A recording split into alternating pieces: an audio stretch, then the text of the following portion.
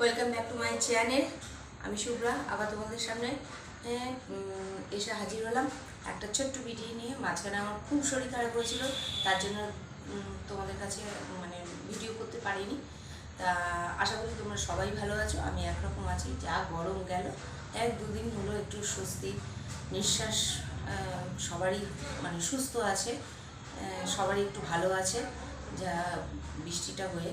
যাই হোক, অনেকদিন তোমাদের রাতে রান্না শেয়ার করি না, তারই ভালো আজকে রাতের রান্না তোমাদের সঙ্গে শেয়ার করি। দেখো, এক হাঁড়ি ভাত রয়েছে, করেছি, আর মাছের ঝোল, কাটাবোনা মাছের ঝোল আলু দিয়ে, একদম পাতলা মাছের ঝোল। বুঝতেই পারছো এই ওয়েদারে বেশি তেল মশলা দিয়ে খাওয়া উচিত না। যাই হোক, মাছের ঝোল। আর এটা হচ্ছে উচ্ছে চচ্চড়ি, ঠিক আছে, উচ্ছে চচ্চড়ি হালকাভাবেই করা হয়েছে। আর আছে পেঁপে আলুর তরকারি। এই হচ্ছে আজকে আমাদের রাতের খাবার।